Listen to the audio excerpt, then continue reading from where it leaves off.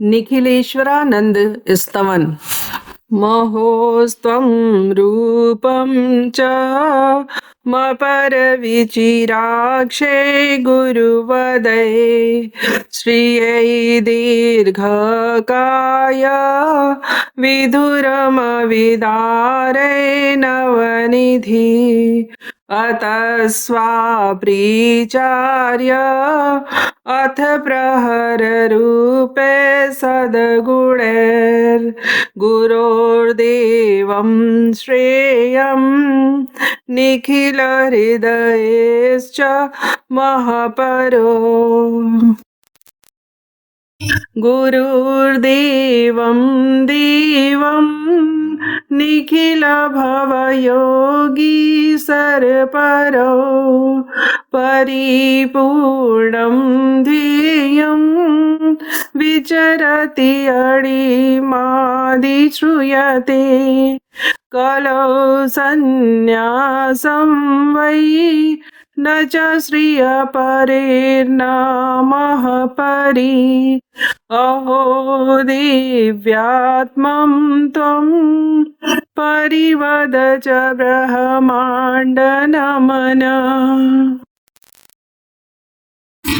सहोचेन्त्यं देवा भवति नमनः वै निखिलयो सहो देवं आत्म्यम् अवतरित भूमिग्रह इति दिवो सिद्धाश्रम वै गतीति भवे स्पन्दितमहो महं देवं व्यग्र इहमिदसदौ पूर्णगति वै निखिल त्वं प्राणत्वं भवति भवस्पर्शं महमहो महत् सिद्धिस्पर्शं नव भवति नृत्यं करति यः महोद्योगिस्पर्शं चरणकणपूर्णं सह महो ऋषिर्साक्ष्यं पूर्णा भवति महतं चन्दन इति गुरोरूपं देवा त्ववच गुणगानं श्रिय इति नमो सिद्धयोगा सकलगुणगान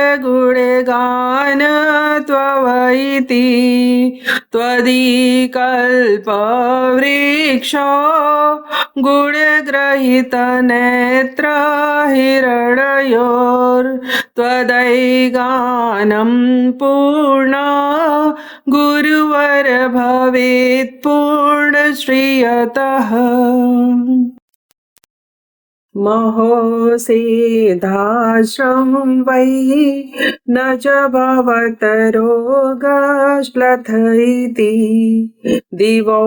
सूर्यश्रेणा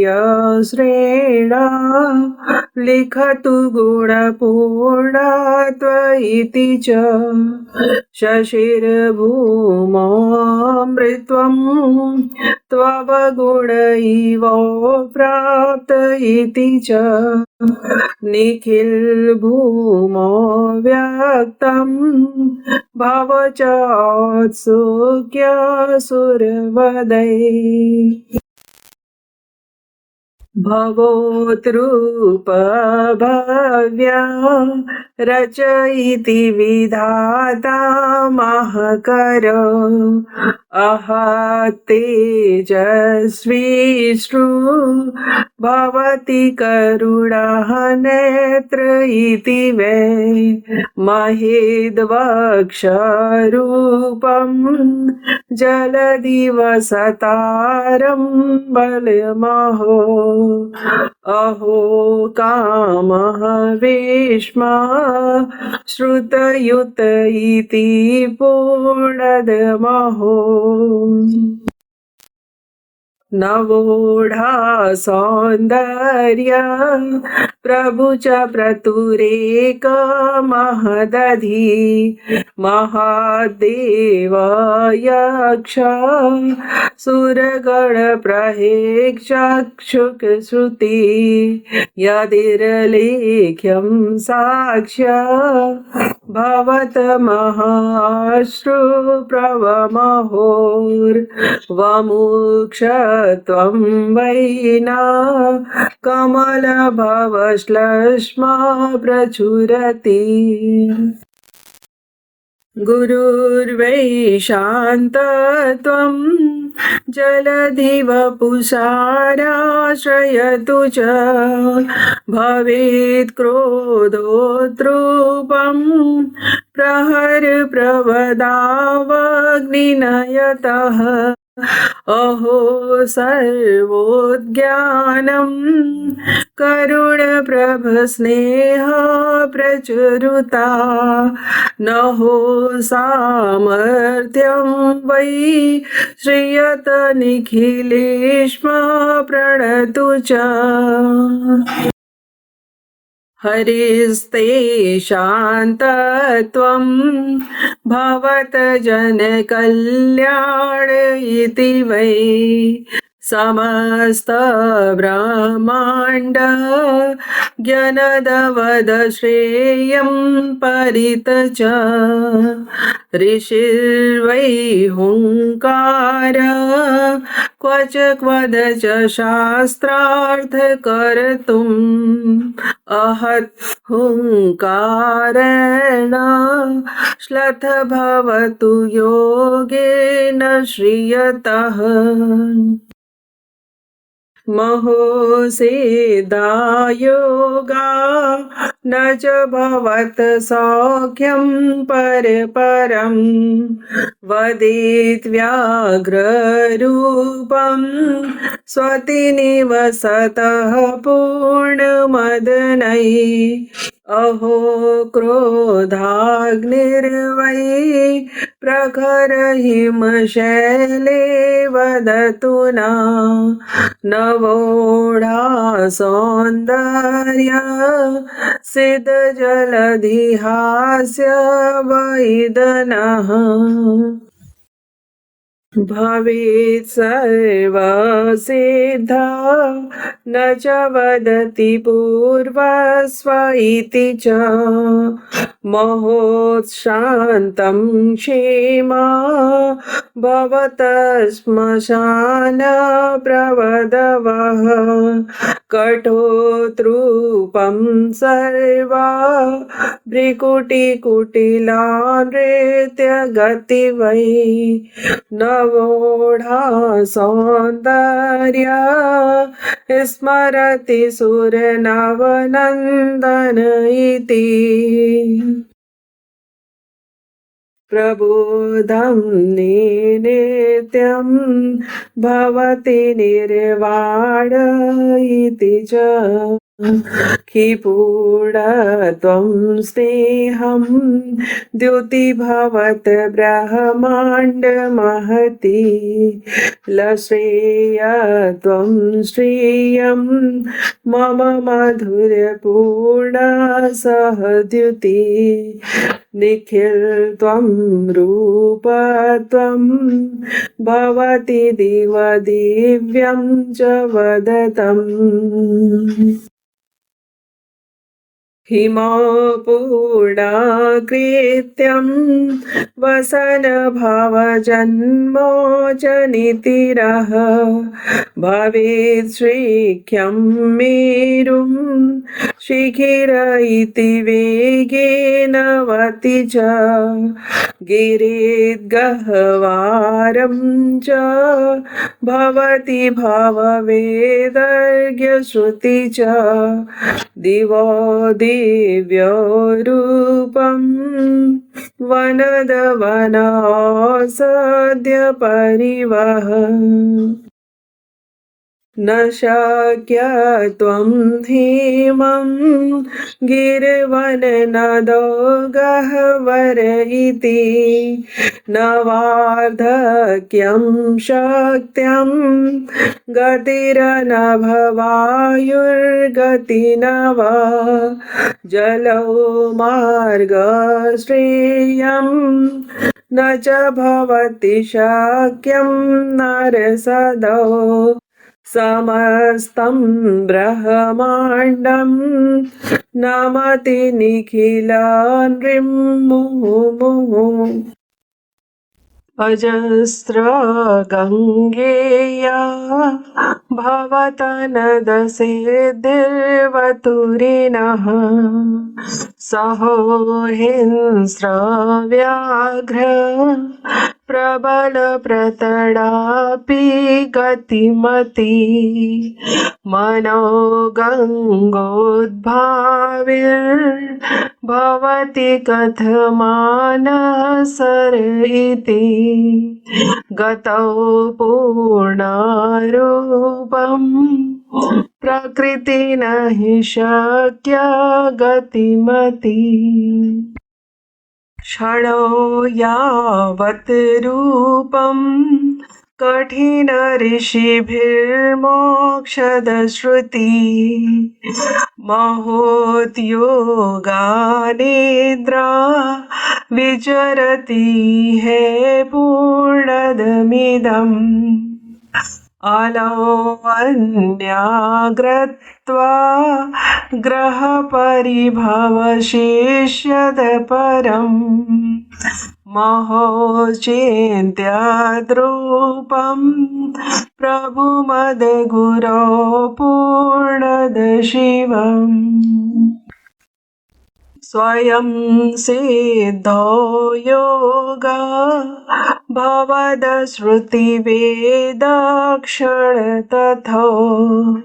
शिवो साक्षात् रूपं कहि ज्ञानति ज्ञानं श्रुतिमः सतत्त्वज्ञः चैत्य शिवमय भवं वेद श्रुतिधिं क्व कर्मा देवोऽपि त्वमवद च सिद्धिं परिश्रुतः महद्रूपं ज्ञेया भवज महप्रेमाश्रियसः भवत्कर्मा कृष्णा परमप्रियप्रीतिर्नवश्रुतः ग्रतौ पूर्णागीतां सहज गुरुवेणाश्रियमिदम् सपूर्णा त्वं पूर्णा कलतमः षोडर्शितकथः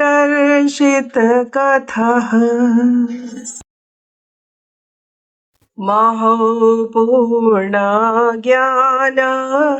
सहत शिवशाङ्कर्यश्रुति च स्वांशत्वं देवा प्रहरमतिज्ञानर्णव इति महोद्व्याघ्ररूपं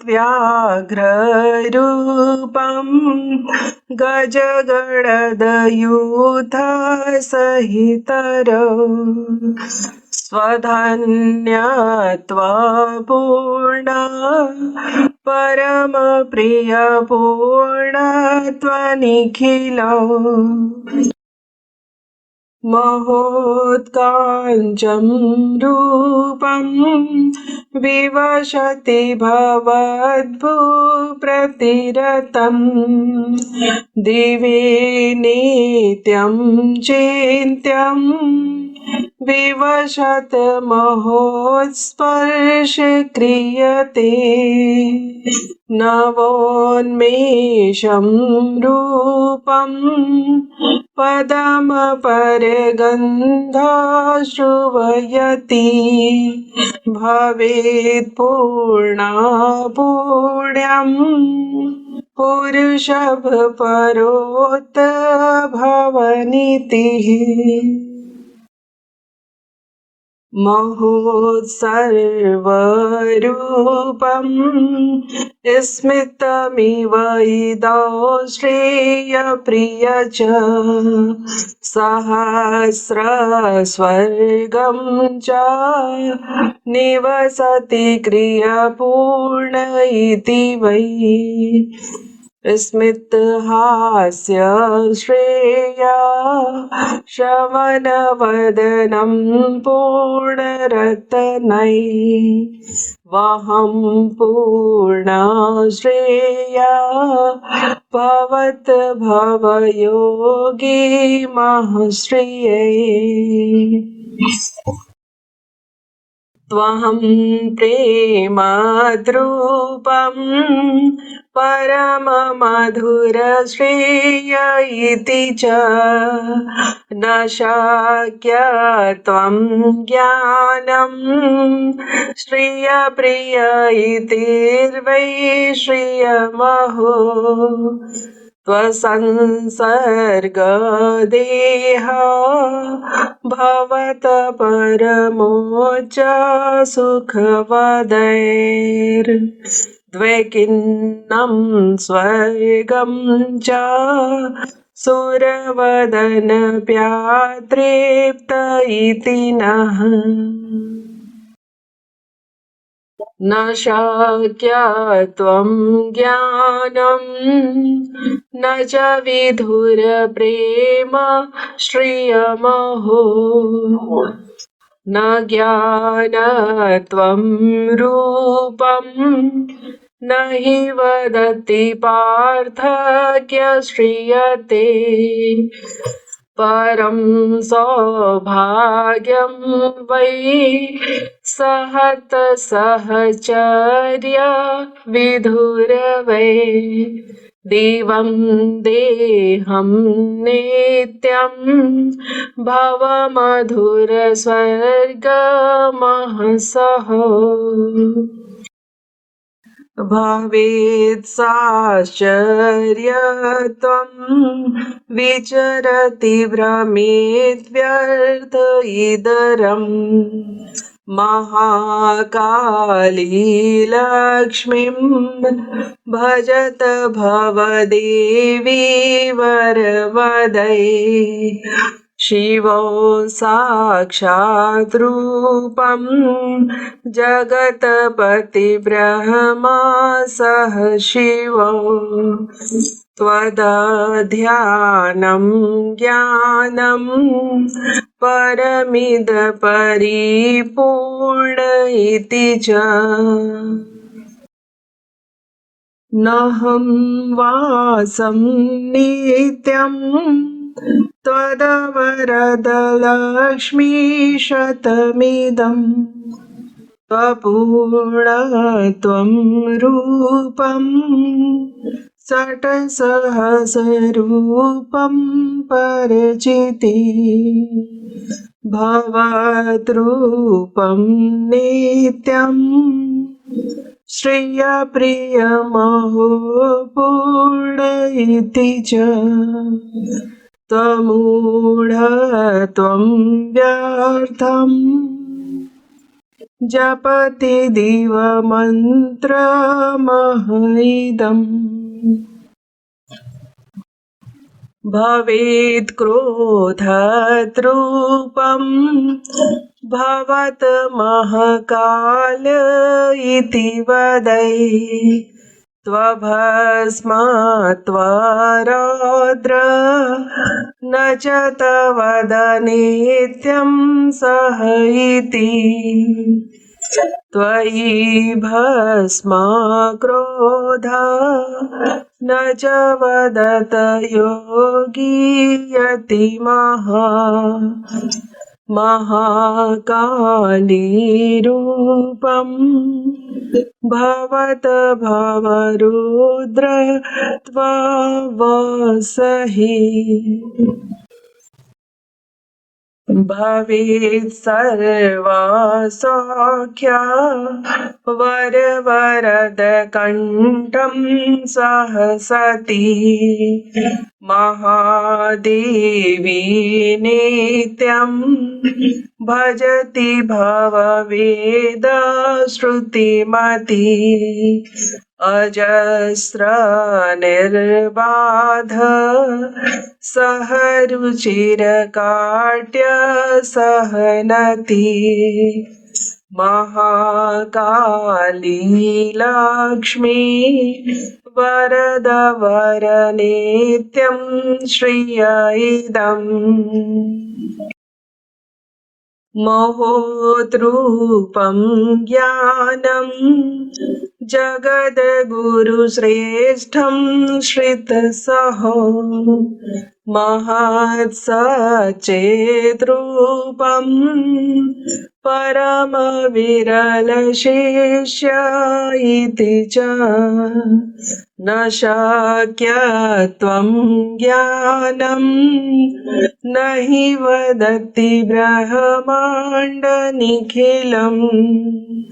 समस्तं श्रेयत्वं भवत भववेद सद्गुरो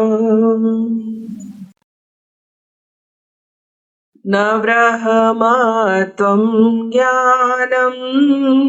च भवति शक्यं त्वदवदै न जानन्ति रूपं कवच भवति शक्यत्वइति च महीरूपं पुण्यं शतसहस्रकालं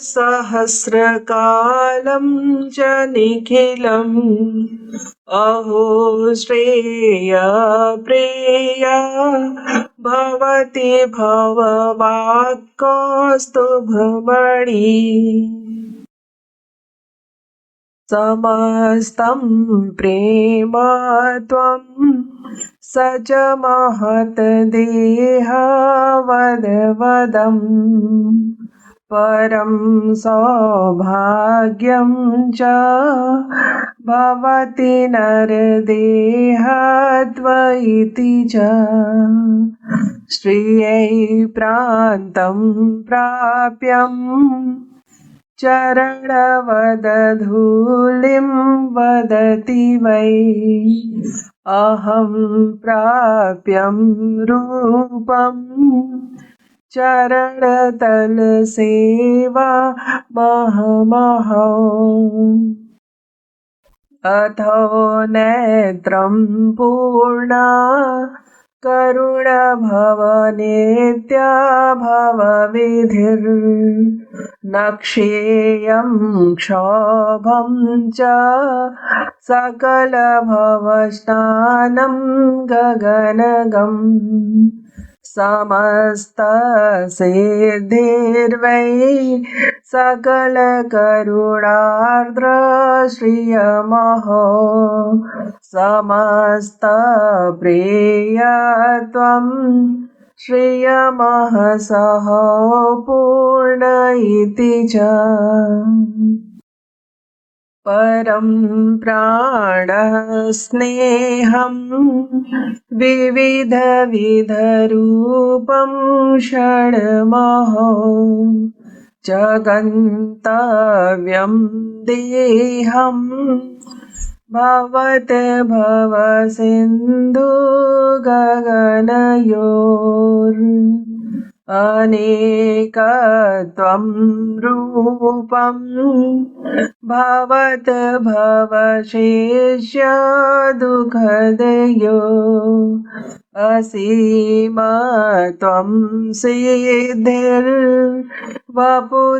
वपुरागे गुरुवदौ अहो रूपं नित्य वरद भववज्र श्रियमहो महोत्स्वर्णदेहं निवसति करुणार्थव इदम् समस्त दुःखं च भवत भव सिन्धु अथ श्रियम् महद्रूपं ज्ञेयम् न हि मदन शक्यं स्वरस्वधम् त्वशेष्य त्वगेया न हि वदति स्वर्गरुचिरहो न मोक्ष त्वं काम्यम् न हि भवति पूर्णमहमिदम् इदं शक्यं क्षानं त्ववरदरूपः गुरुश्रिया सहजानन्तिर्वा महदमहशेष्यत्व इति च परं सेतर्वैना भव च परिपूर्णा श्रियमहो न ज्ञानं वैराग्यं न हि भवतु शक्यं त्वमिति च अहो तेजस्वं त्वां निखिलमहमन्त्रर्थवैति वरं देयं शिष्यमिति च भव सिन्धूर्न वदतै न हि शक्यं पूर्णं त्वव चरणसेवा श्रियमहो महात्माया काञ्चं न च वरद वेत्ता तत त्वयि त्रयी सांख्यं वेद न हि शरत शक्यं भवनिधो कृपानाथं नाथ भवत भवदेवं निखिलत्वम् न हि जानं ज्ञानं न हि भवति चेतं वरद त्वं ससिद्धिर्व्याप्तं त्वां तव चरणसिद्धिर्गतिमति तव दृष्टिं क्षिपं सकलभवसिद्धिर्वपि श्रुति महायोगं रूपं तव च भवस्पर्शसहमहम्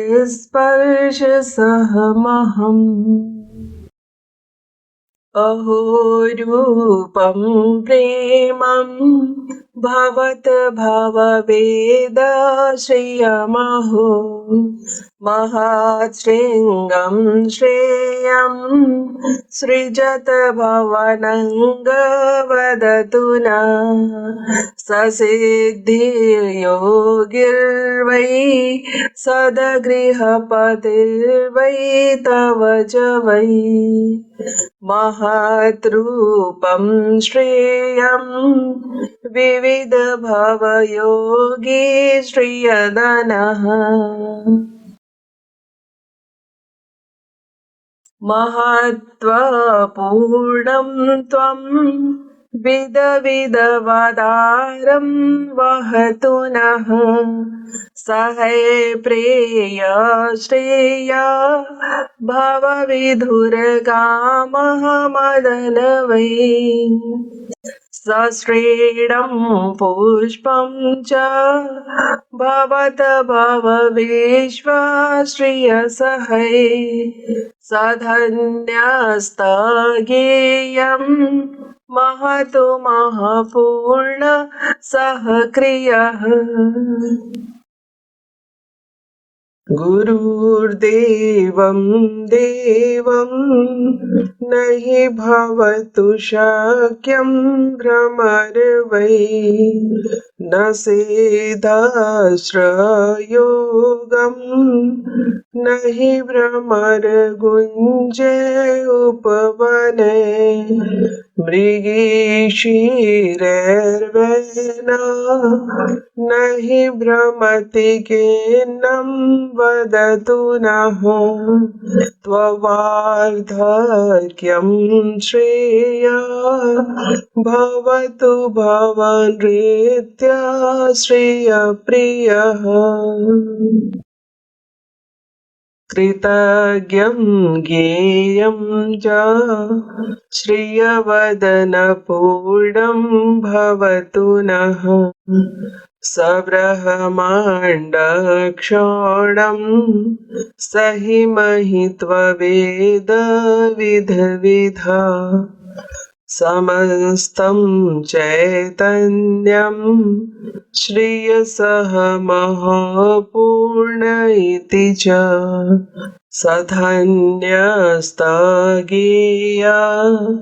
निखिलगुरुवैर्वैश्रियनतः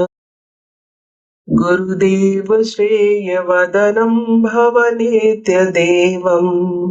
कः वदनिखिलत्वं पूर्णमन्त्र इतिर्वै सह त्वं वै यज्ञमन्त्रतन्त्रं त्वरो ये सह श्रेयवदज्ञानं भजतु पूर्णं वदौ नः नहि भवछलधूर्त दोष पाप प्रपञ्च नहि भवतु शक्यसारं पूर्णवैशेण नित्यं धूलिश्रेष्ठर्मनित्यः प्राप्तप्रेम श्रियं वै त्वं दोषमुक्तरूपं निखिलमे पूर्णत्वं दः नहि भवति ज्ञानसत्यं सिद्धवैयौवने त्वम् अहि भ्रमति नदसमुद्रे जर्जरे रूपनित्यं त्वं पूर्णपोतभवने भवनित्यदेवम् अह आर्तनादवदने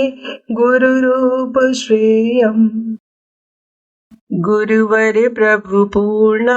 त्वं वदं देवरूपम् भवति जन्म मोक्ष भ्रमति वै निर्निमेष नहि वद जानन्ति त्वं वदे पूर्णश्रेयम्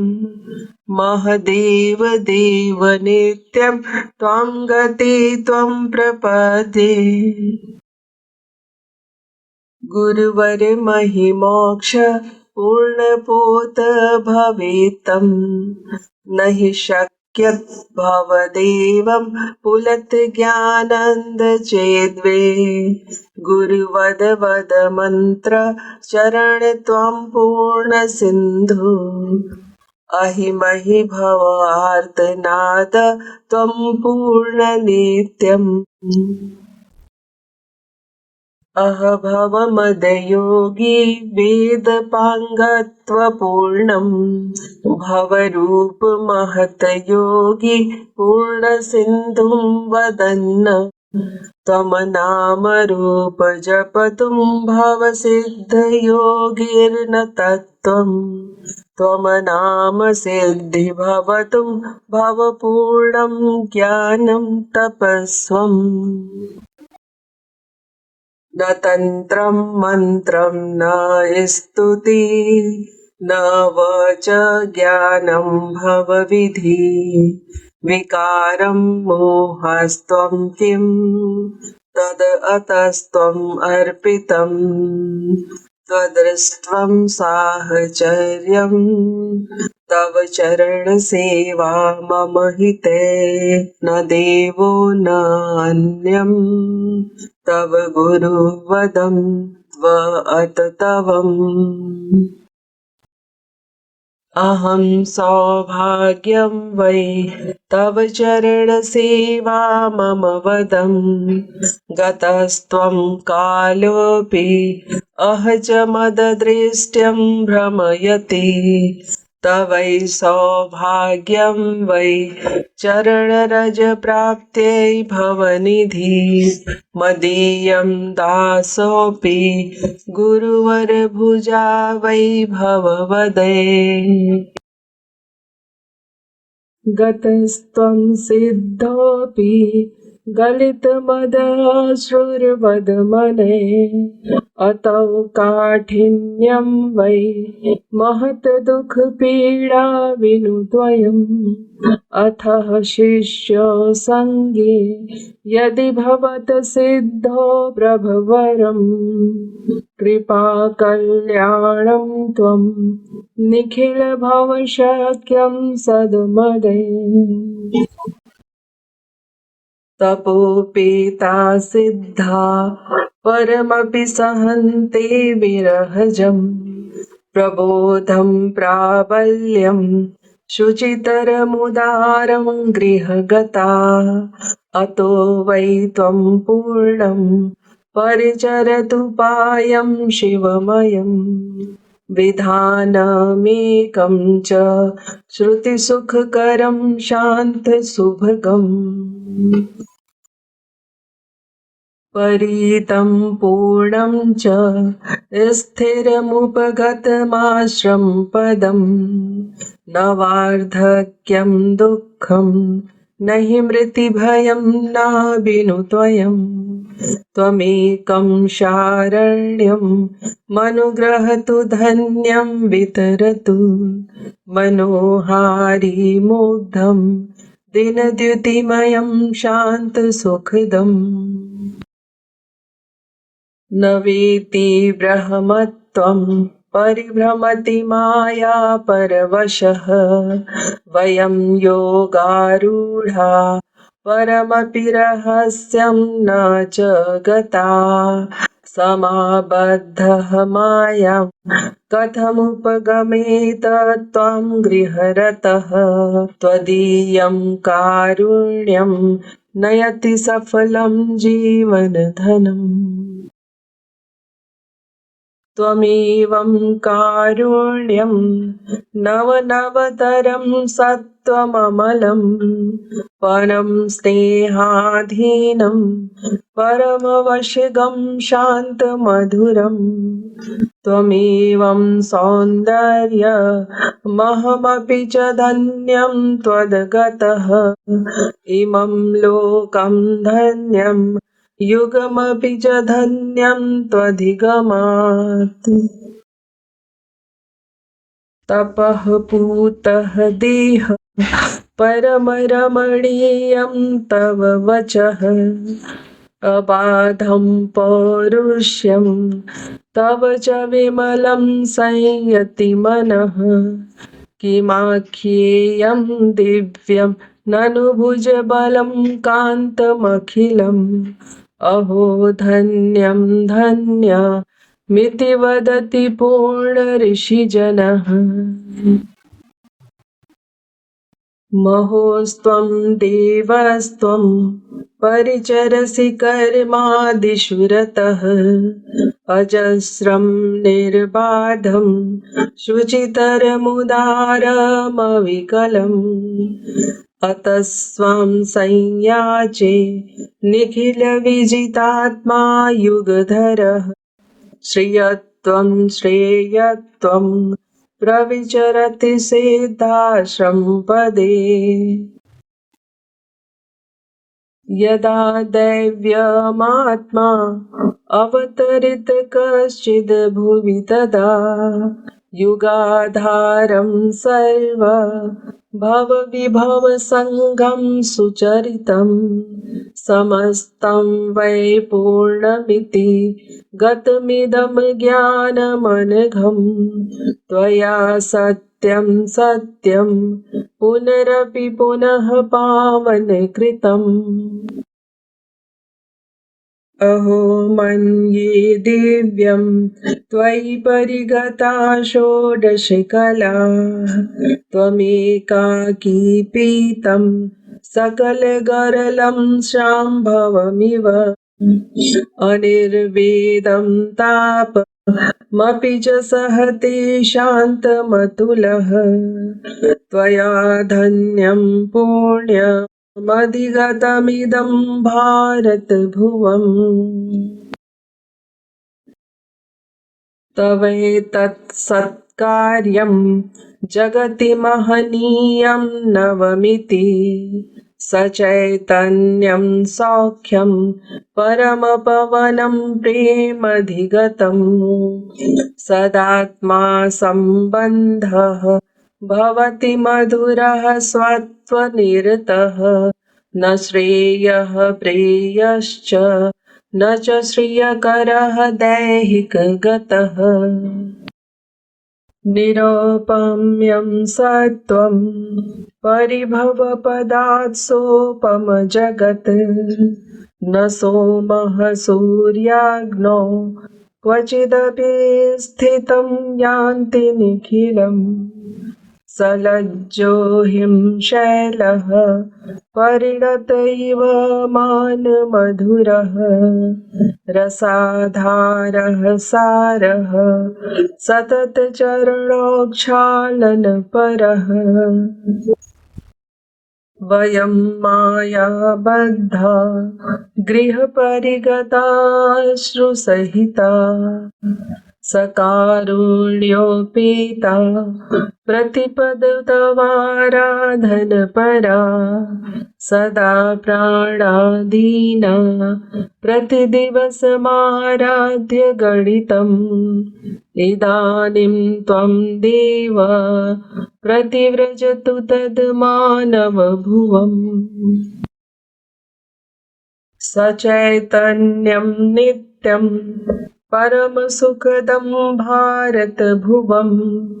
तपः पुञ्जः पूतं चरणरजसा ते परिणुतम् इदानीं सन्तप्त्वास्तव विरहदुःखेन भरितम् इदं श्रावं श्रावं प्रतिव्रजतु देव निखिलत्वम् अहो प्रेयः देहो मुदभरितमाङ्गल्यं मनः त्वदीयं तन्नाम परमपवनं चास्य श्रवणात् स वै धन्यं धन्यमिति च तव दृष्टिं परिगमात् सदा सत्यं सत्यं परमसुखदं दर्शनसुखम् न प्राप्तव्यं मन्त्रं न हि च गमनं तान्त्रिकविधौ न काचित् वाञ्छास्ति विविधसिद्धिं प्रगमनम् न लक्ष्यं भिन्नं च तव चरणसेवां परिणुतम् अतस्त्वां संयाचे तव चरणसङ्गं सुखकरम् नमो सिद्धायोगा सततचरणोक्षालनक्षमम् असौ कल्पो धन्यः कुसुमकुसुमैर्मोदनपरः परमधन्यः सङ्घः चरणरजपूतः सुमुदितः तमेवं सम्प्रीतं परिनिहितहस्तं वदसि यम् यदा सिद्धात्मा स अवतरित कश्चित् मनुभवः तदानेका देवा परिधृतशरीरं च परितः तमर्च्यन्ते नित्यं विविधसेवा सुललिता इयं धन्या भूमिः परिचरणमात्रेण पवना तवाधीना चेताः प्रबलतं माया परवशाः न वै ते विदन्ति परमानन्दनिखिलम् कृपापीतो नाथः परिचरतु किञ्चिद् महदिदम् कृतज्ञं ते सन्तु जनिमरणबन्धा विगलिताः न काङ्क्षे दिव्यत्वं न हि विविधभोगावलिवृतम् पदं प्राप्तं श्रेयं सकलसुखदं मानमधुरम् महज्ञानं लब्धं श्रुतिसमुदितं यत्ततः किम त्वया भिन्नं सर्वं निखिलपरकीयं न शुभदम् अहो धन्यं देवा तव चरणसेवामुपगता परं बृहर्षित्वं गतमपि उदारं च ऋषयः स्वसौभाग्यं श्रुत्वा परिजहति ते तापसफलम् त्वदीयं दिव्यं तत् परमं दर्शनमिदम् अयं शिष्यासङ्घः तव विरहितः नानुरमते सखेदः देवेश शुभितशुभितं चात्र भ्रमति इदानीं त्वां द्रष्टुं स्थिरतरप्रयासं प्रथयति सदा सिद्धैर्ध्येयः कृतयतु च तत् पावयतु च कला वेदोद्गीता जगति विचिता षोडशविधा त्वमेवं सम्पूर्णः चतुरधिकषष्ठे परियुतः अहो दिव्यं दिव्यं मुनिजनयुतं भारतभुवम् मदाह्वानं श्रुत्वा परिव्रजतु देव निखिलत्वम् परं सिद्धस्त्वं वै परमगुरुनित्यं जगति च तवादीनं तेजः प्रबलतमरूढिं विदहने इदानीं श्रूयन्ते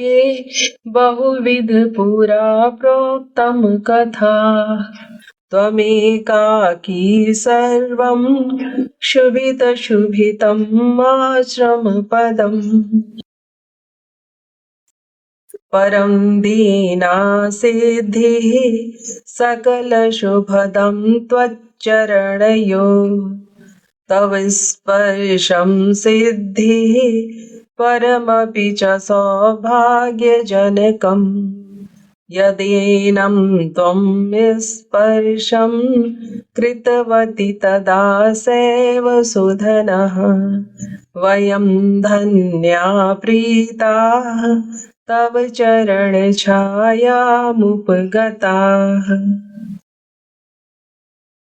इदानीं वेदास्त्वां स्तुतिमुपगता च प्रतिदिवम् इयं लीला भूमिः रचयति विधाता त्वधिगतः अहो भाग्यं सत्यं सकलब्रह्माण्डस्य नियतम् तो नाहं जाने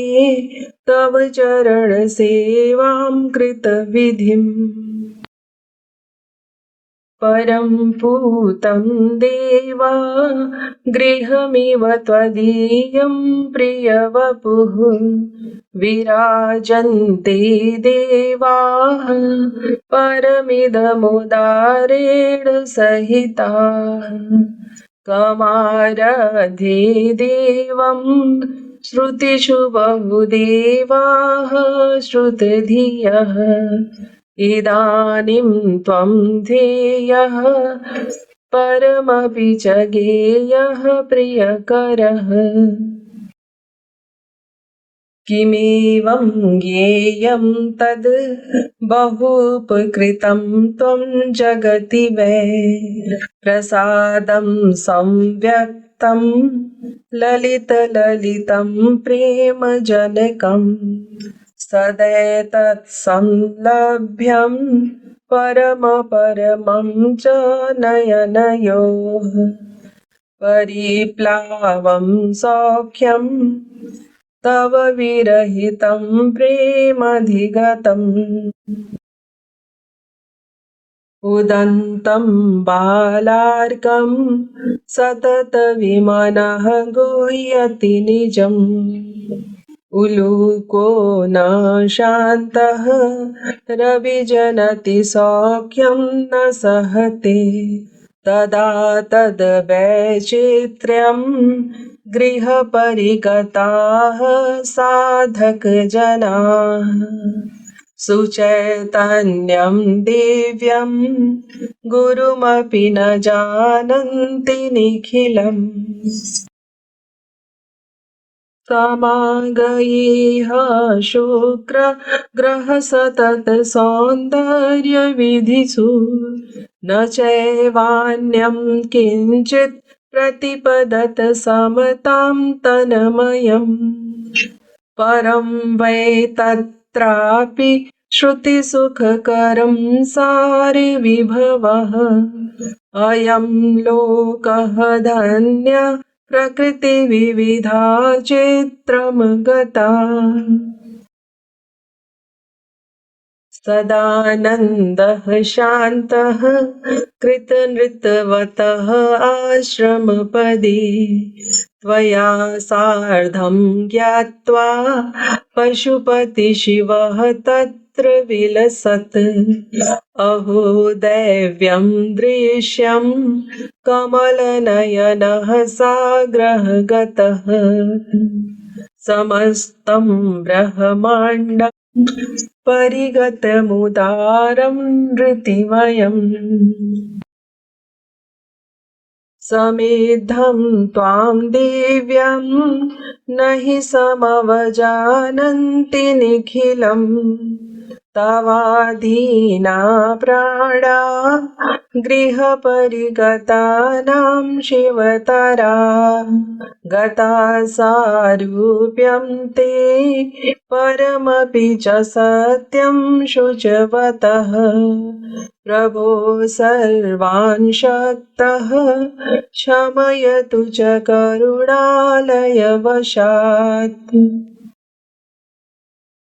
अहो भाग्यं तेषां तव च शिवरूपे समहिताः इदानीं राजन्ते त्वयि परिगताश्रमपदे परममायाबद्धा चिरप्रकृतिदीना गृहगताः सदैवं स्वां मायां परिहरतु सौख्यं वितरतु त्वमेवं माधुर्यं त्वमच निखिलं स्नेहनिलयम् त्वमेवं चैतन्यं त्वमच सकलाधारनिभृतम् त्वमेवं साफल्यं निखिलतपसाराधनविधो सदा सिद्धा देवाः परमदर्शनलालनपरा प्रभो शून्यमेतं तव च रहितं लोकललितं मदीयम् आह्वानं रुदनपरिपूर्णं विगलितं त्वमिदानीं शीघ्रं प्रतिव्रजतु हित्वा तृणमिव सदा गमनं चैवं परमरमणं प्राणजनकम् तदासीत् तत्कालः परमरमणीयः सुखमयः भवत्येषा रात्रिः परमपरमा सौरभमयी सदा सौख्यं चित्रं क्षणप्रतिक्षणं वर्धनपरम् परं मोदं धत्ते मधुरमधुरं ते अपि निखिलम् अथायं तौ देहा परमपवनं तीर्थमतुलम् स्थितं सर्वं तीर्थं स्थिरतरमुदारं शुचिमयम् तदेवं त्वां लब्ध्वा अनुभवति सर्वं गुणमयम् अहो तीर्थं सर्वं प्रतिगमनमायसनपरम् तदासीत्त्वं कृष्णः प्रतिधृतशरीरं श्रुतिमयं महारासस्तत्रं कृतवती शुभे द्वापरयुगे इदानीं त्वं ज्ञेयः कृतवती महारास सकलैः परममोदं धत्ते परमसुखदं भारतभुवम् वयं शेष्या धन्या गतमनुचरत्वं निखिलते यतो नानारूपं प्रचितमपि त्रैलोक्यविभवं विधत्ते त्वं नित्यं प्रणिहितनवं साधनविधिः परं रूढिं त्यक्त्वा नवनवतरं दानकुशलः महत् सौभाग्यं तत् तव चरणसेवां प्रकुरुते परं सौभाग्यं तत् सततमपि सामीप्यमभजत् भवन्तं सम्प्राप्य परिचरितसौभाग्यपरिता महोच्चं तद्भाग्यं परिवदसि नाम्ना त्वमपि यम् त्वमेवं सर्वस्वं परमपुरुषः शान्तनिखिलः समस्ते ब्रह्माण्डे तव च निर्बाधं गतिगतं समेषां वेदानां त्वमसि निखिलसारविभवः प्रतीक्षामो नित्यं तव प्रतिगतं शान्तनिलये त्वमेवं प्रत्यक्षं धृतमयवपुः प्रेमधिगतं समस्तं ब्रह्माण्डं कलितललितं सौख्यजनकम् त्वदीयं तद्रौद्रम् अपरविरूपाक्षेण जनितम् तदा तद्रूपं च कठिनं भीतिसहितम् पयः पारावारः करुणरसधारा नवसितः क्षमाशीलो नाथः परिहरसि दोषातममिदम् अहो वात्सल्यं ते हृदि च समभावं सुजनकं परम सौभाग्यं तदुभय विधगरिमा गुणमयः न चैतत् सह्यं ते मुदितमुदितं आश्रमपदे विदूरं किं सर्वा तव प्रतिगतिः खेदजनकम् न जानीमो मायां परमपदवीं चात्र कीदृशी किमर्थं शारण्यं परिपतति सन्तापयति च इमम् आर्षिं ज्ञेयं परमपि च लोकानुचरितं विधत्ते सत्कार्यं गुरुतरविरोधेऽपि नितराम् यदा सिद्धे सङ्घे कृतवती त्वया नूतननवम् तदा सन्त्रासः अतिहितकरः साहसमयः परं पूतं सत्यं परमशुचिवेदध्वनिनुतं सचैतन्यं दिव्यं प्रकृतिविकृतिं नात्र श्रयते इमं सिद्धं सङ्घं परमसुखदं चेति रमसे इमं लोकं धन्यं सकलशुचिसौभाग्यजनकम् परं काठिन्यं तद् गहनतमशास्त्रार्थग्रहणं न किञ्चित् प्रायोज्यं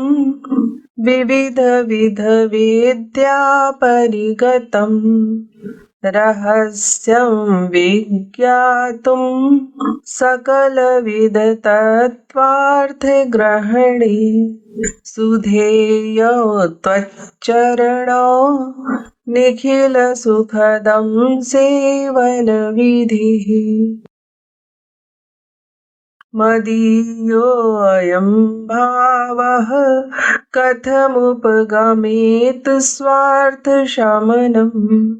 यतो वैते सर्वे किमपि परिलब्धुमनुगता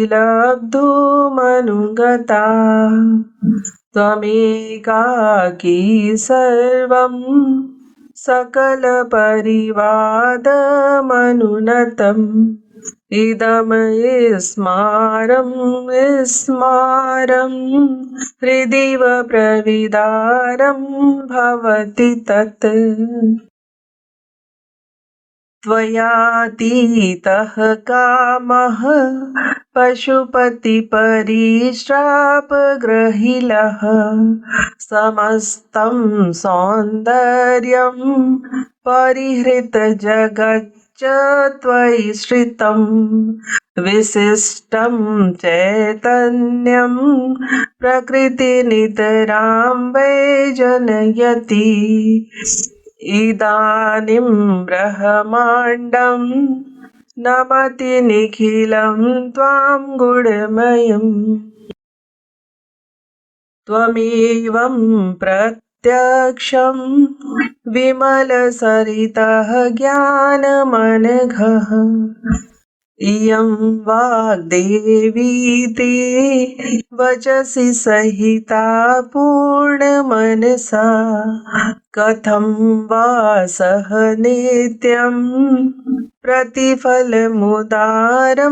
सह त्वया न चेत् प्रीतं पुण्यं सकलविफलं जीवनदुरम्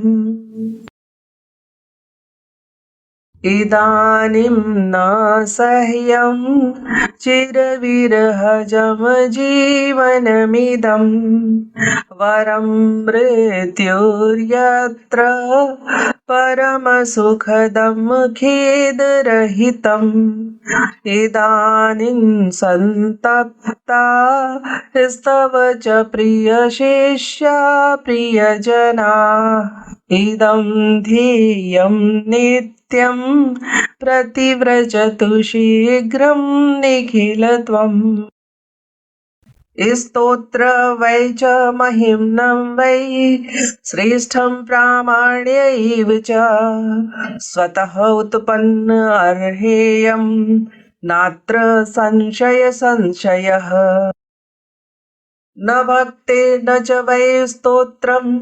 न मन्त्रं स्तोत्र एव च सारतन्त्रश्च मन्त्रश्च मूलं भक्तिश्च पूर्णतः न स्तोत्रमन्त्र न ज्ञानं न ध्यानं न जपं विधिः स्वतः य स्तोत्र तत्सिद्धिं चैतन्यं पूर्णवाग् भवेत् दीक्षादानं जपस्तीर्थं ज्ञानं यज्ञं च व्यर्थ यः स्तोत्रकौस्तुभं श्रेष्ठम् अन्यत्र किं प्रयोजनम् न रोगं शोकदुःखं च राज्यकोपो न सङ्कटः एकवारं पठेत् स्तोत्रं पूर्णसिद्धिश्च वाग् भवेत् धर्मार्थकाममोक्षाणां यः स्तोत्रं वरदायकः प्राप्यते पुत्रपौत्रं च धनमलक्ष्मी श्रियं भवेत् अधर्म पाप व्यभिचार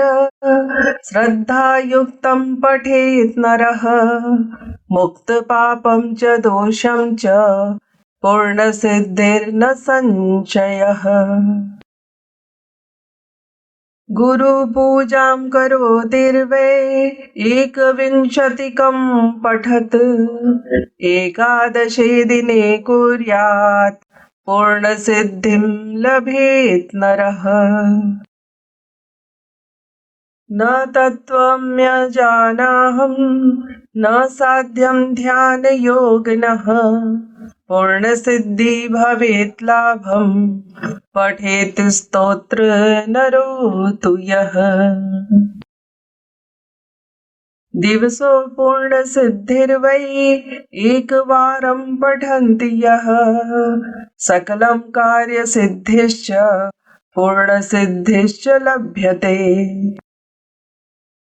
लक्ष्मीशतसहस्रेश्च